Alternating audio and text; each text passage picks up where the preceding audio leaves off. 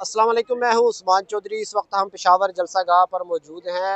ये तकरीबन 100 फुट या 50 फुट तो ऊंचा स्टेज हो गई। और पीछे अगर कुर्सियां देखें तो अभी तक तो तकरीबन 15,000 कुर्सियां लग चुकी होंगी और अभी मजीद भी लग रही हैं। जलसा गाह बहुत बड़ी है। असरैन भाई, इस पर डिस्कशन करते हैं कि ये जो जलसा है, जी जी। जाहिर है किसी मकसद के तहत किया गया है। इलेक्शन तो हो नहीं रहे। खान की रिहाई सामने जो बैनर है उस पर भी लिखा हुआ है इमरान खान की रिहाई व हकीकी आज़ादी। तो ये जलसा कितना अहम होगा? मौसम का इंतजार किया जा रहा था कि गर्मियाँ खत्म हो तो फिर तहरीक चलेगी, जैसे 4 अक्टूबर और फिर 26 नवंबर 24 नवंबर को चली।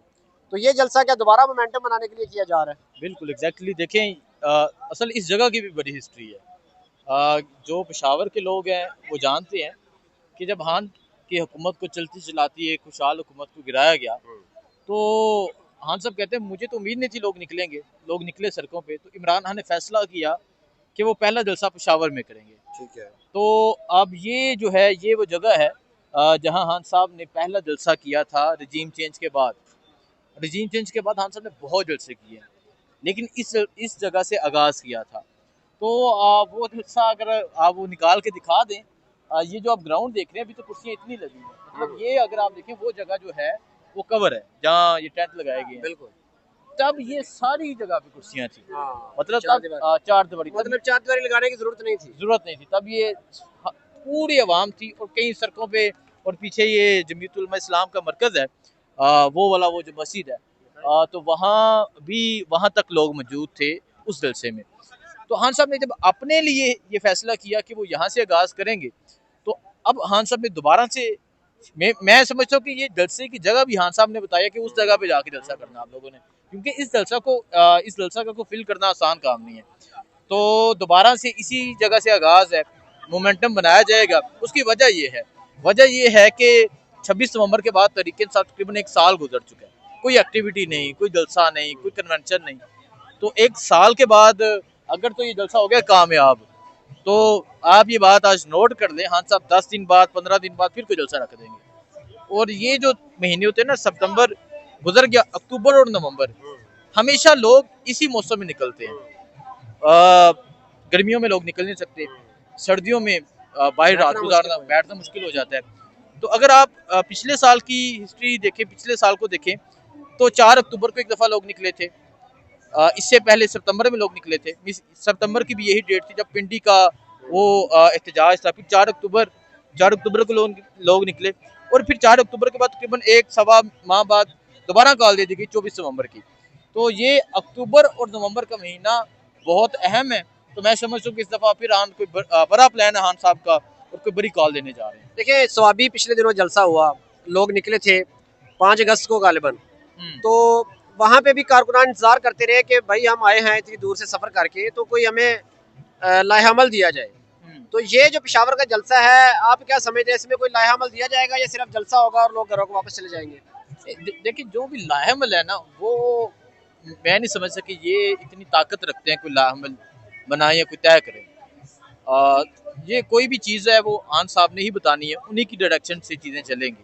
क्योंकि खान साहब ने एक साल में वो शायद देख रहे थे कि मैं देखता हूँ ये क्या करते हैं, तो इन्होंने तो आपके सामने कोई ऐसी चीज़ नहीं की। तो खान साहब ने खुद ही ये डेट अनाउंस की है, खान साहब ने खुद ही ये जलसा अनाउंस किया है। खान साहब ने, अगर आप उनकी ट्वीट देखिए, उन्होंने कहा ये जलसा मैं अनाउंस कर रहा हूँ, ये कोई अली अमीन या जुनैद अकबर या कोई पंजाब का बंदा ये जलसा नहीं करे, जलसा मेरा जलसा है। तो खान साहब ने एक साल के बाद जलसा अनाउंस किया है, तो दोबारा भी खान साहब ही कोई लामल देंगे, कोई प्लान देंगे। अब फाइनल कॉल उठा के देख लें, फाइनल कॉल कहाँ से अनाउंस हुई थी? अडियाला से हुई थी, अलीमा खान ने अनाउंस की थी। तो इसी तरह जलसा भी अनाउंस अलीमा खान ने किया, अडियाला से किया। लेकिन अगर लाहेअमल नहीं देना, हाँ जी, चलो इमरान खान साहब ने लाहेअमल देना था, अगर लाहेअमल के बगैर इतना बड़ा जलसा करना है या कोई ऐलान नहीं करना है कि हम क्यों कर रहे हैं इतना बड़ा जलसा, कोई आवाम को डायरेक्शन नहीं देनी कारकुनान को, तो फिर जलसे का फायदा क्या? बेसिक मोटिव ही ये है जलसे का, इमरान खान रहाई। मतलब इसमें जलसे का मोटिव इमरान खान रहाई है। तो वो अगर मोटिव ये है तो फिर यकीनन कोई ना कोई उन्होंने कोई प्लान तरीकाकार तो बनाना चाहिए। वो अच्छा, इमरान खान साहब ने जेल में एक बड़ी इंपॉर्टेंट बात की, हाँ जी, जो कि मैंने उनके ट्विटर पे रात को पढ़ी तो फिर तस्दीक हुई उसकी। उन्होंने कहा कि खैबर पख्तूनख्वा हुकूमत जो है वो इस्टेब्लिशमेंट के ट्रैप में आ गई है।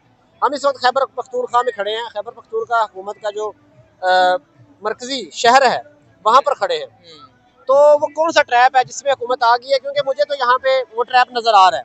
क्योंकि वादी तीरा में एक बहुत बड़ा वाकया हुआ, गवर्नमेंट को होना तो ये चाहिए था कि उस इशू पर आज ये जलसा होता, उसके जगह जगह पोस्टर होते, बच्चों की तस्वीरें लगी होती, लेकिन यहाँ पर वादी तीरा का कोई वाकया, कोई उसके आसार नजर नहीं आ रहे, बल्कि इन्होंने हुकूमत ने बजाय इसको इशू बनाने के डिफ्यूज किया। बिल्कुल देखें जी, जहाँ जो इमरान खान ने कहा कि ट्रैप में आ गया, मैं खुद ये समझता हूँ कि जहाँ इन्होंने तहरीक इंसाफ के रेड झंडे लगाए हैं ना, होना ये चाहिए था एक रेड हो और एक सफेद झंडा हो, साथ अमन का पैगाम भी दिया जाता कि हम अमन चाहते हैं, अमन मार्च हुए हैं, वहाँ कोई सियासी जमात नहीं होती, कोई नहीं होता। अब एक्शन कमेटी जैसे कश्मीर में करने जा रही है, कोई सिंगल सियासी जमात का ये नहीं प्लान होता, तो ये उन्होंने नहीं किया और ये इनके लिए नुकसानदायक।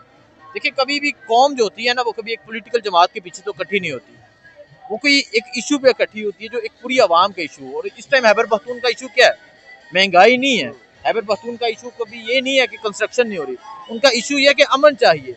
वो एक अमन का मुतालबा करें। तो इमरान खान तो जेल से कई दफ़ा बात कह चुके हैं कि अमन होना चाहिए, ड्रोन हमले नहीं होने चाहिए। अली मीन को कह चुके हैं कि इसको रोको, इसकी हमायत नहीं करो, लेकिन अब बाहर के लोग उस पर कितना इम्प्लीमेंट कर रहे हैं वो आपके सामने है। लेकिन ये जो जलसा है, जलसा का अगर कहा जाए तो जलसा भी इमरान खान ने कहा है, और मैं उम्मीद करता हूँ कि इस जलसे में उन लोगों को याद रखा जाए, तिरा के लोगों को, इसके अलावा बजौर के लोगों को, बजौर में जो कार्रवाई हुई, इसके अलावा बन्नू के लोगों को, उन लोगों को याद रखा जाए, उनकी बातचीत वहाँ की जाए, कौम को इत्मीनान दिया जाए कि हम आपकी आवाज़ हैं, आपने हम पे इत्मीनान किया, हम आपकी आवाज़ हैं। तो अगर ऐसा हो गया तो फिर देखिएगा माहौल ही अलग होगा, अगर इन्होंने ऐसा कर दिया। जी, तो अभी आप देख सकते हैं कि इस वक्त सूबाई मिनिस्टर हैं मीना खान अफरीदी, वो आ चुके हैं, और ये जलसा गाह आप देख सकते हैं कि कुर्सियां लगाई जा रही हैं। जो हसनैन भाई ने बताया कि ये जलसा गाह पहले ये जो यहाँ पर ये जो दीवार बनाई गई है लोहे की, ये नहीं थी जब इमरान खान थे, वो एंड में जो दीवार थी वो थी, लेकिन इस बार इसको आधा किया गया, ग्राउंड को कट किया गया है, क्योंकि जो लोग हैं उनकी जो आमद है वो इतनी ही मुतवक्के है। तो देखते हैं कि ये कल कितना बड़ा जलसा होगा। मुझे दीजिए इजाज़त, अल्लाह हाफ़िज़।